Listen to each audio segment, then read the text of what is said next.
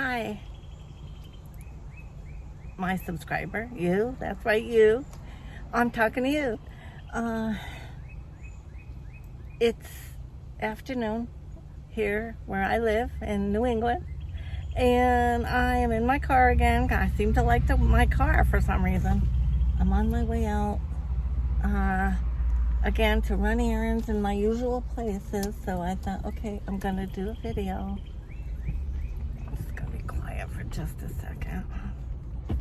My phone isn't gonna allow me to go too much, so I'm gonna try it anyway. I hope you're doing well today.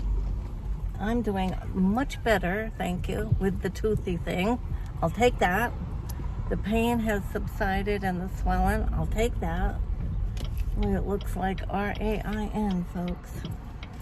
And this chickie has got some errands to run to Greenfield, Turner's Falls. Again, chasing the meds. Chasing the meds, right? That's what I do. My life lately. I just spent the morning rushing around like a crazy fool with eBay. Well, I'm not complaining, but I say crazy fool because this is my situation, folks. My day-to-day strife. And I deal with it. Not really complaining, just kind of explaining what I do. My husband being 90, and we pulled his license because he gets confused easily, and he's very anxious, so it's really not good to have him drive anymore, be behind the wheel. Even though he didn't go that far, the general store and the next town over, banking once in a while, but I bring him now. So every day, he's a lottery player. He is a ticket scratcher. And I'm not complaining there either because he doesn't smoke, he doesn't drink, that's all he does. And he does get a little extra fun money. Long story. So he gets this little, we call it, fun money for him. And he calls it his sassy money. And so with that, he uses that for his lottery. And like I said, I don't really complain. But anyway, it can get out of hand sometimes, and we have to tell him. But overall, so he's a daily buyer and scratcher of tickets. He likes the crossword one, puzzle one, $5 and $10. Okay. So he goes to bed early and he gets up early, whereas I'm just the opposite. I get up late, I stay up late. I don't want to say goodbye to my day, evidently, so I'm one of these that calls into bed at 2 a.m. So, I gotta go to Greenfield, I gotta make a note first. So overall, because normally I'd scoot over to Turner's, but I gotta go straight. Right here. Okay. So, when I get up, he's already up, and he's waiting for me to get up. And the deal is, he won't even turn the TV on for entertainment. He just sits in the chair and waits for me, and I feel bad. But that's what he does. He's been doing it for years. So he waits now for me to take him. Normally he used to take himself up to the store, but now he waits for me, to drive him up to the little general store to get his ticket and the newspaper and stuff that we do. And so when I get up, I like to have my cup of coffee, take my daily pills, have my toast and egg if that's what I'm going to have, whatever, and then take my pills because I have to take them with food and blah blah blah. And I also have to now test myself daily before I eat with the diabetes. And then the dog is at foot and toe. So there's a lot going on there that I have to take care of before anything else. And it's hard to do all that with the dog under tow. The dog loves me, so he wants to be right on my lap. The days are hectic, folks. I mean, that doesn't sound like much to somebody, but it's hectic. It's very hectic. So I'm trying to keep my composure, not get overwhelmed, not get anxious, although he is very anxious, so he makes me anxious. So he shakes, so now I shake. And now I'm going to do eBay too, because here's the deal. The post office is right next to the general store.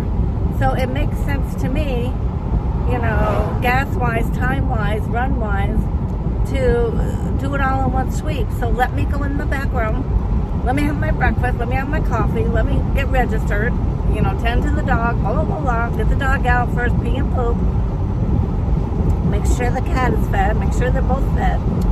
And, you know, if Eddie needs something, I'm making him toast too and making sure he's had something. Oh, okay.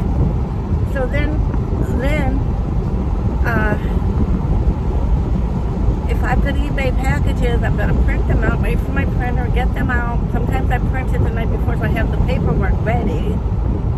But that also means I've got to, you know, get the tape guns, my packaging, get those things wrapped up, and I like to write a little note to all my buyers asking them to please leave positive feedback. That helps us resellers to grow our business. I write a little personal note.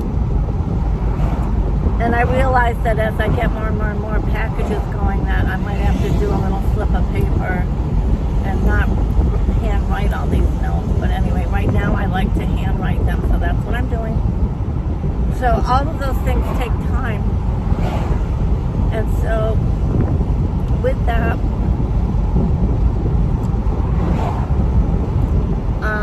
yeah, doing that. So anyway, where was I going with it? So I like to also do the eBay, get it all ready so that we're going to the store, the post office, whatever, all in one sweep. I'm going to go this way and go to the bank down the back way because it's better than waiting at all these lights. Alright, I'm going to go to the bank first. So, with that, he gets annoyed that he has to wait. And I ask him, please don't get annoyed at that. It makes sense to me.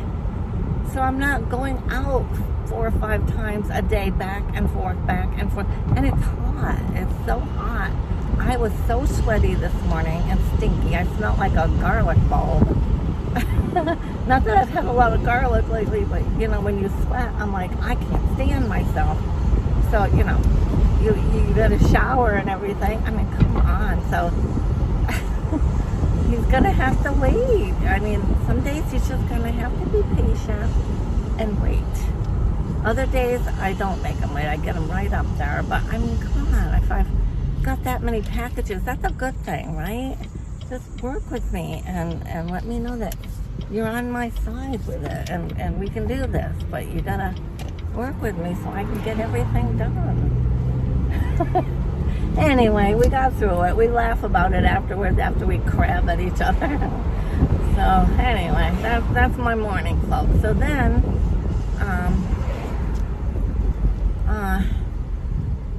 here I am, and I wanted to try to get another video, and I'm really enjoying doing the videos, and I really kind of like doing them from my car because I don't know if I feel a little more private, and you know, I'm not home or, you know, everyone's overhearing me or whatever, and I don't know, things seem to come freely, so I can tell my stories. Anyway, so I did a story that is really a good one, and it's a true story, very true, and I did part 1 of it. It's a 2-part one. So I'm thinking now I'll do part 2, get it done, and then I'll have it to get on. I can edit it if I need to.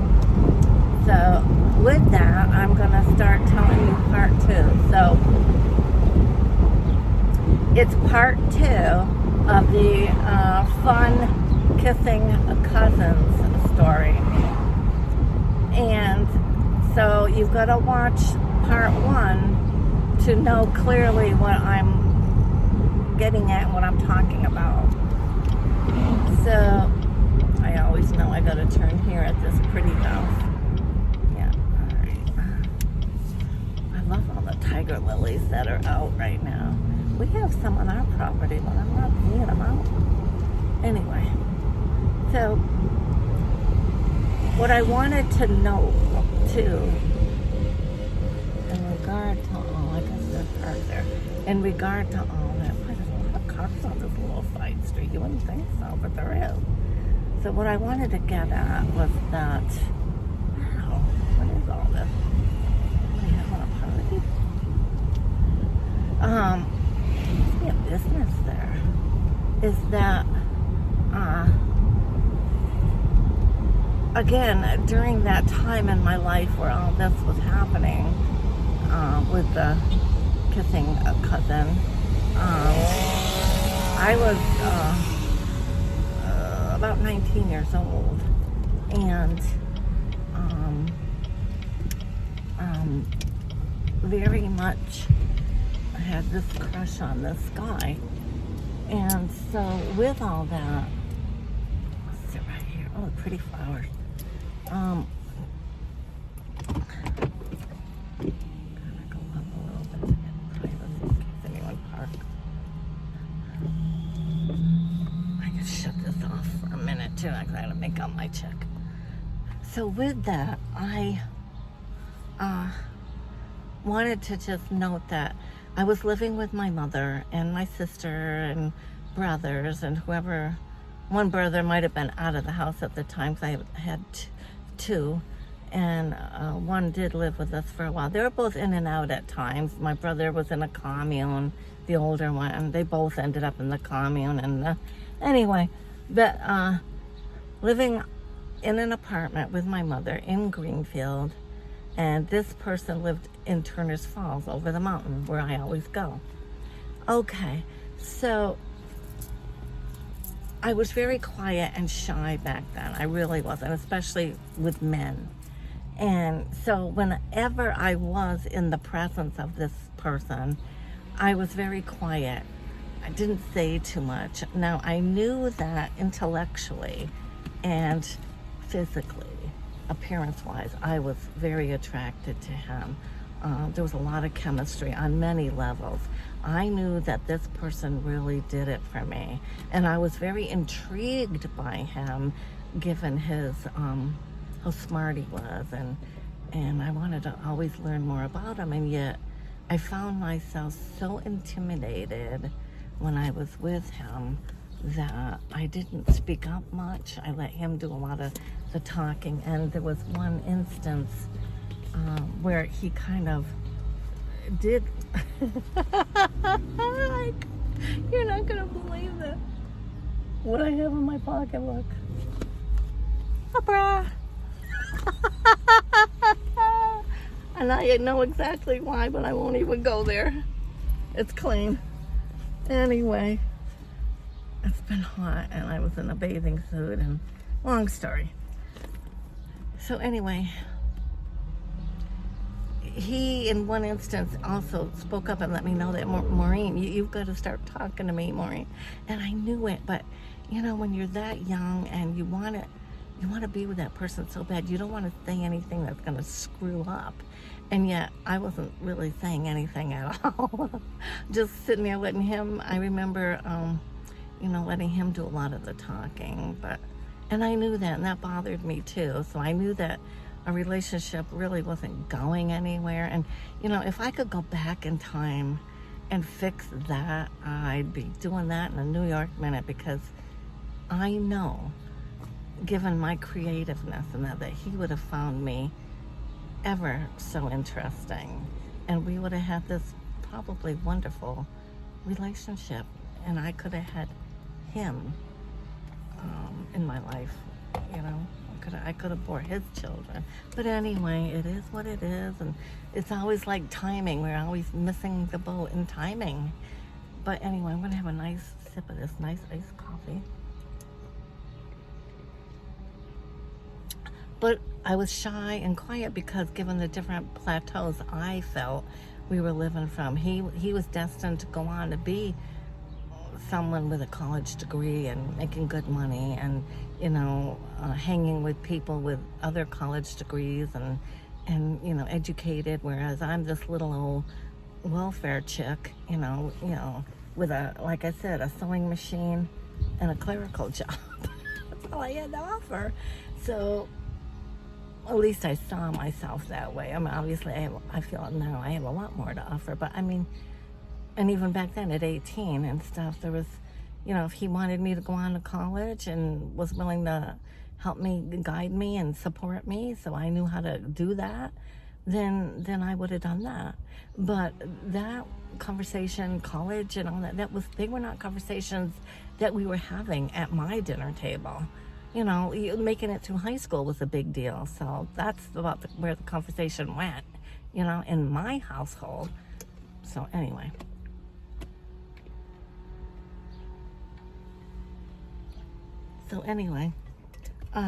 Yeah. So part 2. So I left off where I learned that he and I have the same cousins and the same aunt because he was adopted, and his mother was sister to my uncle's wife. My uncle, being my father's brother, married into a family where there was several, and this lady had siblings. So one of her sisters adopted this kid. He was an only child, and they lived, like I said, over in Turner's Falls. I'm living in Greenfield. He's playing on this ball team.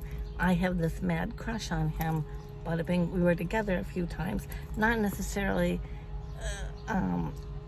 going out as a couple, dating. No, it ended up being like hookups. That's what all my friends and girls were doing. It was the sign of the times. It was the 60s, the 70s.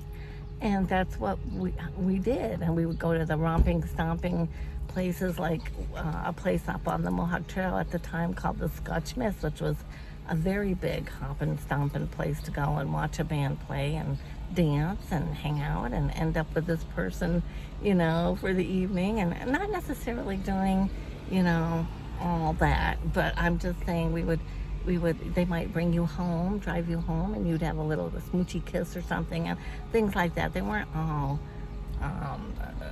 fully sexual hookups. No, they were just hanging out, teenage things that you did, and to get to know these people.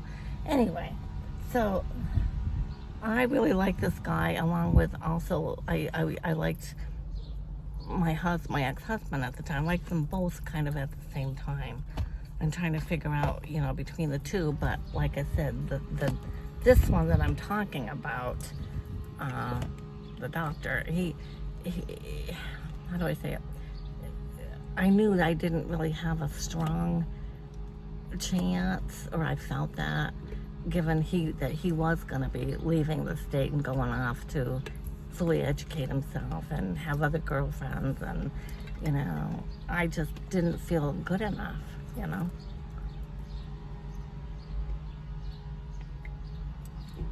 and yet we did have this beautiful, strong chemistry, and we both knew it. So now, in my last video, I tell you how I manifested going to the coffee shop, and did I shut this off? No, I didn't. I need to. Oh yeah, I did.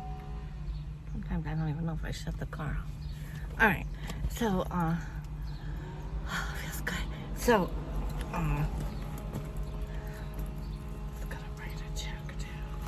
Eddie wants to deposit a certain amount of money, and then he wants a certain amount back, so I gotta make sure I do that for him. All right.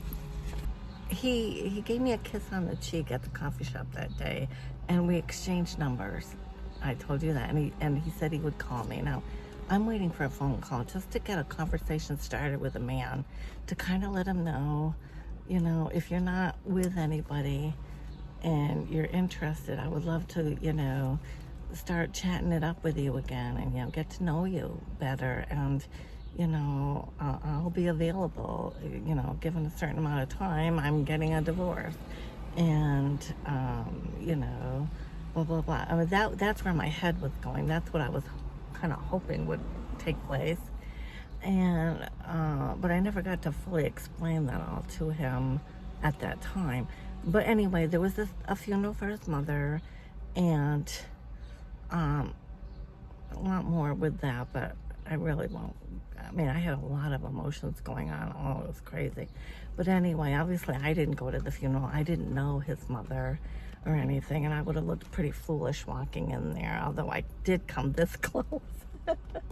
I had to really do a lot of talking to myself, like, I don't belong there, don't do it, don't do it. But anyway, my cousins obviously went, and they said that he was engaged. There was a girl there that he was engaged to. But the weird thing was, and one of my cousins specifically said she looked like a kid next to him. She looked like his child, very much younger than him, which, you know, I'm not going to go down that road and knock all of that, because there's 18 years difference between my husband and me, my present husband. And my brother, same thing. My brother has been very happily married, and he's 18 years older than his wife. And so, and I know other scenarios of people. So, you know, what did they say? Age is just a number. And so, you know, I hang true to that belief a little bit, and that, you know, if you care for someone, you know, but I guess she just, in their minds, looked really weird sitting next to him. They didn't look like a couple that kind of went together. And so, you know, I took note of that. But he was engaged. So anyway, so like I said, there's about 2 weeks span. There's this funeral. The cousins tell me all that. So now I know, this isn't going to happen. I'm not going to hear from him. He hasn't called me, hasn't written any letters or notes or nothing. I did send a card to the funeral home, with my card, you know, and kept it very light and everything. But what happened next was, I knew also, given a funeral and that her apartment that she rented, he would be back to clean it out, right? So every day I rode by that house hoping to see him again, and I did. It was, I had an hour on my lunch hour, my clerical job, Greenfield. So I leave the high school clerical on my lunch break this day. I'm looking good. I got a nice outfit on and everything. So I always look nice for work, or try it anyway. And it's winter, and I go over there. It's a beautiful winter's day. It's like a spring day. You didn't even need a coat this particular day. It's now like February, early mid-February. And so I was always very nervous, very anxious, so I walked a lot. So I thought, well, I'll just walk by the house, and like I'm just somebody walking. Well, he's out there in the driveway, and he's literally wiping down the car with a rag. That's what he's doing. And the car that he was in the other day, 2 weeks ago, prior. So I walk up to him, and I say, he looks up, he sees me. He quickly looks over to the house windows like, oh my God, you know, the look on his face was like, oh my God, please don't look out if there's anybody, you know, maybe his wife was with him cleaning out, you know, from Pennsylvania. She came back with him. I don't know. Not, she wasn't his wife, his, what is he, fiance? So anyway, he's a little nervous. I said, hi. I says, hey. I said, let's just walk. Come walk with me. He put the rag down, and he did. He started walking. He said, okay. He started walking with me. And now we walked by the old Farron Hospital, if anyone's familiar with that. We walked by the building that I wound up living in years later, long story. And he actually lived in that same building, and I didn't know it. Long story. So And I swear we were destined to know each other. I do feel that. So anyway, we talked, and the first thing, I spoke first this time, and I said, hey, look, I have to just tell you, I thought very seriously that you were gonna, I didn't hear from you, and that saddened me. I said, I was hoping I'd hear something from you. And he's got his hands in his pockets, he's walking with me, he's shaking his head, and I said, you know, I have to tell you that many years ago, I said, you hit a strong nerve with me, and there was very, very strong chemistry on my part in regard to you. I had terrible crush on you, and I still have it. And and he's shaking his head, agreeing, like, and I said, I didn't tell you everything. I said, I'm very unhappy, and I want to get it. I'm going through a divorce. I've applied for a separation, and because he said, yeah, you didn't mention much about your husband at all. I said, I know, I was getting there, but and I said, well, you didn't mention to me. I now know from my cousins that you're engaged. And he goes, yes, I'm engaged. Matter of fact, I gave her the ring just, I don't know, a week prior to meeting you that day, Maureen. And he said it, and I said, well, and he goes, he didn't say yes right away, or oh, absolutely, or oh, definitely. No, it was not. He was hesitant, and he took a few more steps. He goes, yeah, I guess so. Yeah. I'm like, really, to myself? You don't sound too convincing. But anyway, I said, well, good. I said, that's all you can be. That's good. I wish you well. I'm sure you want children. Maybe she can give you children and somebody to love. I can't give you that. I've had a hysterectomy, and older now. I can't give you that. I've had my 2 children. And anyway, we walked. He told me I hit a nerve with him too. He told me he was very strong chemistry, and he felt the same way about me. I got everything I asked for in my manifestation. I got to have coffee with him. That was one. I got to walk with him. I got to hear him from his own words that he felt the same way about me that I did him. It's just, we agreed our timing was off. It was never right. And I even, months later, after all of that, he would call me. I would call him, and he would call me back, and we would talk. And then I had to end it. I said, I'm not going to be your fatal attraction, and this and that. And he wished me well, but the man never had to call me back. And he would call me back. He could have told me to go to you-know-what and stop bothering him. He never did. He always called me back. So to this day, I still wonder, did they marry, or did it fall through? Did she give him a child? Are they happy? Are they still together?